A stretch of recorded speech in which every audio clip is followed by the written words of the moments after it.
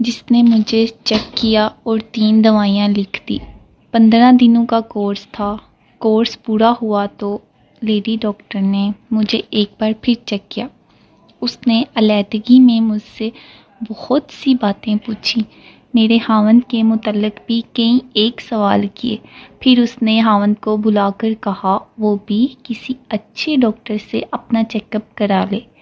یہ قدرت کا بنایا ہوا نظام ہے، عجیب سا ہوتا ہے۔ ذرا سی خرابی کے نتائج بہت بڑے ہوتے ہیں۔ آپ کا علاج ہو جائے گا، گھبرانے کی کوئی بات نہیں۔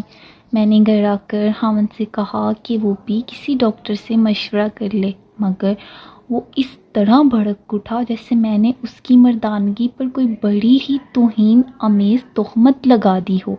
نقص تجھ میں ہوگا، مجھے کسی ڈاکٹر کے پاس جانے کی ضرورت نہیں۔ میں نے کہا آپ اپنے متعلق خود کوئی رائے قائم نہ کریں، آپ کی رائے غلط بھی ہو سکتی ہے۔ میرا کہنے کا کچھ اور مطلب تھا، مگر وہ سمجھا کچھ اور تھا۔ اس کی آنکھیں ٹھہر گئی، چہرہ زرد ہو گیا۔ میں نے اپنی شادی شدہ سہیلیوں کو اپنے خاوند کے متعلق یہ بات بتائی تو انہوں نے کہا مرد کو ماں بہن کی گالی دے دو تو وہ برداشت کر لیتا ہے، لیکن یہ مشورہ کبھی برداشت نہیں کرتا کہ کسی ڈاکٹر سے چیک اپ کروائے۔ انہوں نے بتایا کہ مرد کی نظر میں ہر نقص عورت میں ہوتا ہے، اپنے آپ کو گھوڑے جیسا سمجھتا ہے۔ میں نے دیکھا میرے خاوند کا موڈ خراب رہنے لگا تھا، اس کے ساتھ ہی ساس اور نندوں کا سلوک بھی بدل گیا۔ خاوند اور ساس کے کہنے پر سسر مجھے ایک بار پھر شہر کی 2 مشہور لیڈی ڈاکٹر کے پاس لے کر گیا۔ صبح ایک معائنہ کروایا، شام کو دوسری سے۔ دونوں نے معائنہ کر کے اپنی اپنی فیس وصول کی اور کہا یہ بالکل ٹھیک ہے، کوئی رکاوٹ نہیں، اب ان کے خاوند کا بھی چیک اپ کسی اچھے ڈاکٹر سے کروانے۔ مگر سسر نے بیٹے کی وکالت کرتے ہوئے کہا وہ تو بالکل ٹھیک ٹھاک ہے، اسے معائنہ کروانے کی کیا ضرورت ہے۔ میں نے واپس آ کر خاوند کو بتایا کہ لیڈی ڈاکٹروں نے کیا فیصلہ دیا ہے۔ وہ کچھ بھی نہ بولا، مگر اس کے چہرے کا بدلتا ہوا رنگ بول رہا تھا کہ اسے یہ فیصلہ سخت ناگوار گزرا ہے۔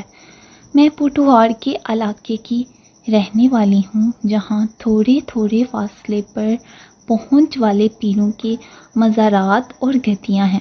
مجھے 3-4 مزاروں اور خانقاہوں پر لے جایا گیا، وہاں کی خاک اور کنکریاں کھلائی گئی، اور کرتے کرتے میرے گلے میں 4-5 تعویذ لٹکنے لگے۔ ساس مجھے گولڑا شریف بھی لے گئی، دیول شریف بھی گئے، 9 گز کی قبر پر بھی لے جایا گیا، زندہ پیر کے مزار پر بھی حاضری دی، مگر میری قسمت میں ایک ہی تانا تھا کہ یہ تو تھوہر کا پودا ہے جو زمین کا سارا پانی پی جاتا ہے، نہ پھل دیتا ہے اور نہ پھول۔